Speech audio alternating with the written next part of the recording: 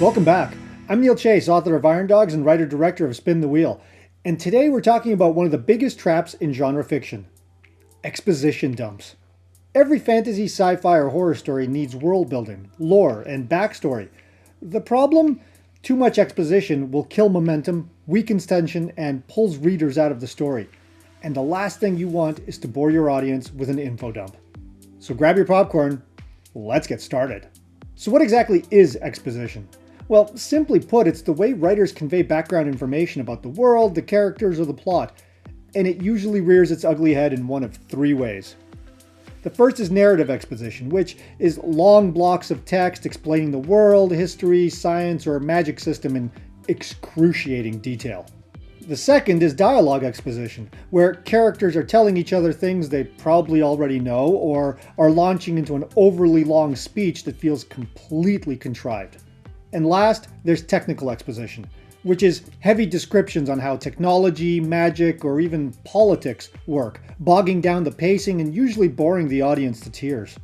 In short, exposition is the writer forcing too much information on the audience all at once. So instead of immersing readers or viewers, exposition dumps feel like lectures, dragging the story down. The best genre fiction weaves exposition seamlessly into the narrative, keeping readers engaged while feeding them just enough detail to make the world feel real.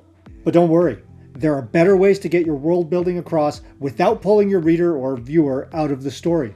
So today, I'm giving you 5 ways to avoid exposition dumps while still delivering all the juicy details your story needs. Now, you've heard the adage, show, don't tell. And in literary fiction, this tends to be good advice. But genre fiction is a different beast, mainly because you're creating entire new worlds, or dimensions, or technologies, or magic systems, or histories. And it requires a certain amount, sometimes even a large amount, of information to be presented to your audience so that they understand everything that's happening. And one of the biggest pitfalls in genre fiction is relying too heavily on telling. Writers who rely too much on telling risk losing reader immersion in long-winded explanations. While on the flip side, those who lean too much into showing can end up with vague, confusing worlds. Over-explaining everything up front can make your story feel like a textbook, while refusing to provide enough key details can leave audiences lost and disconnected. This means rather than show, don't tell, the trick is to show and tell. Readers need both. Showing pulls them into the world, while telling fills in the gaps. For a bad example, let's look at Blade Runner, the original theatrical cut. The studio-mandated voiceover narration by Deckard explains details about the world and his thoughts in ways that feel redundant, telling audiences what they can already figure out for themselves from the atmosphere, performances, and even the cinematography. Exposition dumps that tell us what we're already seeing are the worst kind of voiceover. Instead, it should focus only on what we're not seeing in those moments. For a good example, look at Mad Max Fury Road. It doesn't start off with a 5-minute speech on the world's history. Instead, we get a super quick voiceover and then see for ourselves the water scarcity, the warlords, violence, and desperate survivors. We immediately understand the stakes. But it also has moments where the characters tell us just enough to deepen our understanding, like Immortan Joe's control over the few precious resources left. So here's my tip. Balance showing and telling based on pacing. Instead of just telling your audience that your world is dangerous, describe it vividly and then show the consequences of the dangerous situations. If, say, magic is illegal, don't just list off all the consequences a person could face. Show someone suffering the brutal punishment for using it, while also slipping in a few details about why it's banned in the first place. Let the world and characters reveal important information naturally through their actions, reactions, and environments. Next, dialogue is a great way to reveal information, but it has to feel natural. There are a few major pitfalls to avoid. Characters telling each other things they already know, dry technical explanations, and long-winded monologues, instead of engaging conversations. If two characters already understand a situation, they shouldn't awkwardly restate it for the audience. As you know, Commander, we've been at war for 500 years now. That feels forced and unnatural. Instead, focus on delivering exposition through conflict, misunderstandings, or hidden agendas. Give the characters a reason to bring it up. Another common mistake is overloading dialogue with pseudoscience, technical babble, or magic system explanations. Unless the details directly impact the scene, long-winded explanations can bore the reader to tears. So instead of dumping technical jargon, reveal only what's necessary. And finally, be careful with expository monologues. One character delivering a long speech explaining everything can kill pacing and feel totally unrealistic. Instead, break up exposition into natural exchanges between characters, revealing information gradually. For a bad example of this, look at Inception. It's a fantastic movie, I'll be the first to admit, but sometimes it falls into the trap of characters explaining the dream-sharing technology and rules to each other in unnatural ways. Ariadne's conversations with Cobb and Arthur often feel like they're there to catch the audience up, rather than being natural character exchanges which would allow the audience to pick up on the rules of the dream world through storytelling and action. In contrast, a good example is Blade Runner 2049. When Officer K interrogates Sapper Morton, their conversation slowly reveals details about replicants, rebellions, and the world state, without feeling like an exposition dump. It works because it's an interrogation, and the back and forth feels natural rather than forced. And it also helps that Kay is asking the very questions the audience also wants answers to. So here's a pro tip. Have exposition come out organically in conversations. Use disagreements, misunderstandings, or tension to make the information feel necessary rather than forced.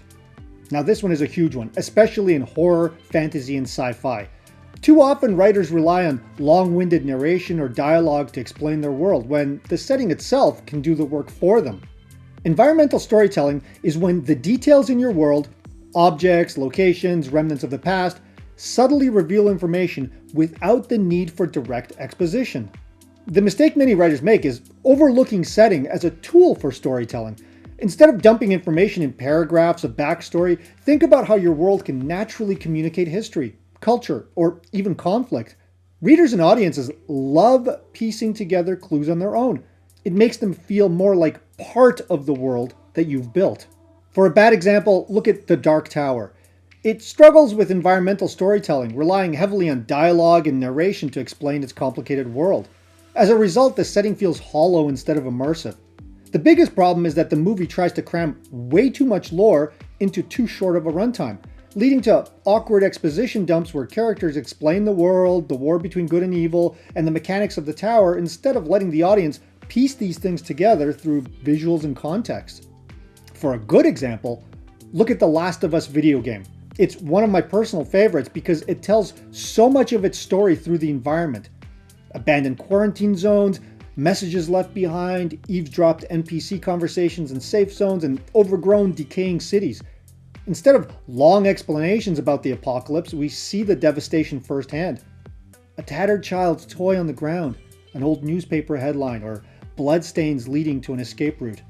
These details make the world feel lived in and far more emotionally resonant than a speech that describes it all. So here's a pro tip. When writing, ask yourself, if I removed all the dialogue, could my setting still tell the story? If not, layer in small, meaningful details that let the world itself do some of the heavy lifting. A room full of burned books says more about a dystopian regime than any exposition ever could. One of the biggest mistakes writers make is pausing the story to deliver exposition. When characters stop to explain how the world works, it can feel unnatural and slow the pacing. Instead, weave the exposition into the action itself, letting readers pick up information as events unfold. The key mistake writers usually make is stopping the momentum to explain rather than letting the audience figure it out through what's happening. I mean, think about it. If a character is running for their life, that's not the time for an internal monologue about the history of monsters chasing them. Instead, show how they react, how others behave, and how the world itself responds. For a bad example, look at The Matrix Reloaded. It has moments where the action stops for lengthy philosophical discussions about the nature of reality, such as the scene where Neo meets the architect. Instead of revealing the nature of the Matrix through action or dialogue that feels organic, the architect delivers a dense, jargon-heavy monologue that bombards the audience with complex information all at once. Moments like this break momentum instead of working in information naturally into the story. For a good example, look at A Quiet Place. Instead of explaining the rules about noise outright, We learn them through action. We're introduced to the family as they walk silently, barefoot over sandy trails through a strangely quiet forest. They are purposely being quiet, but we don't know why.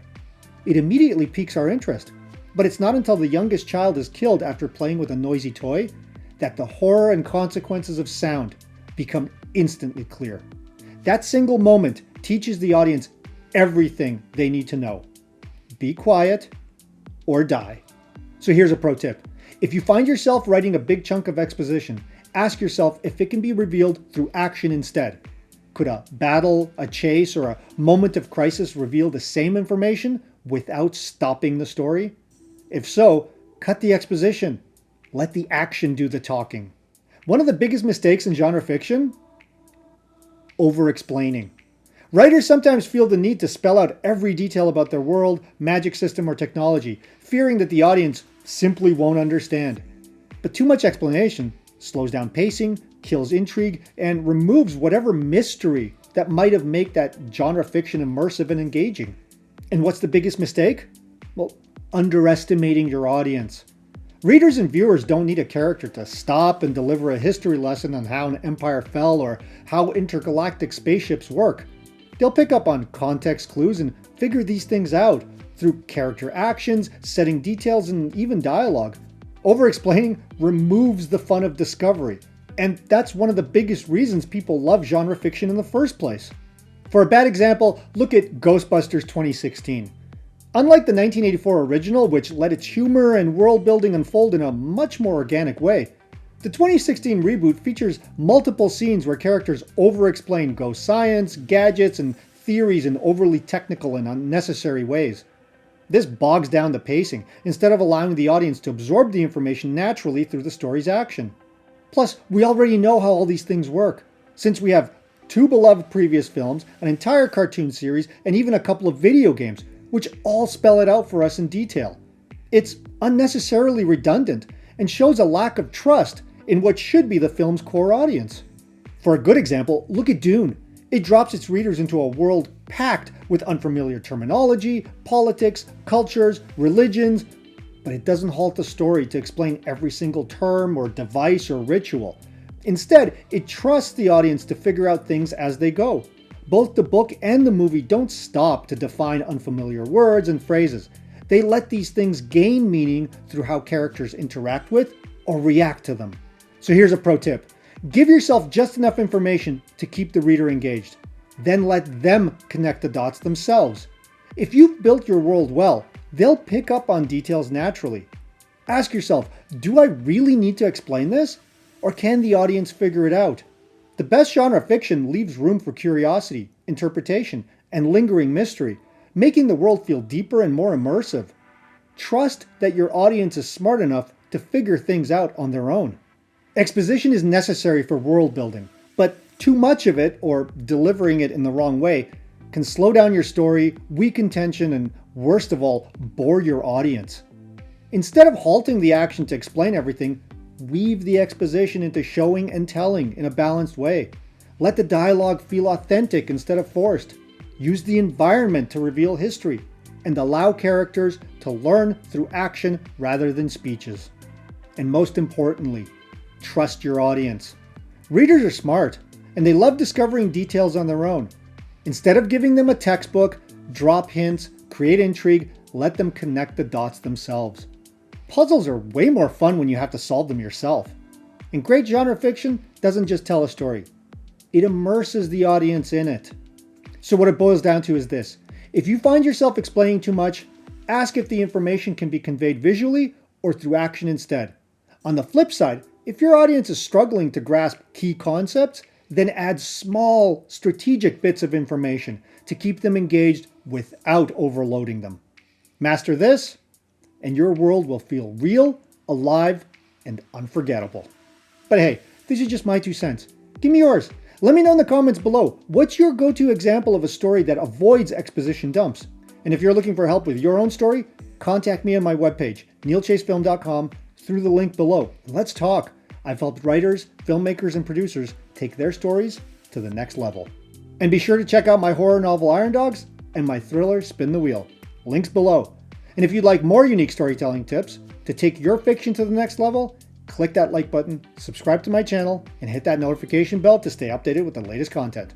Until next time, stay creative.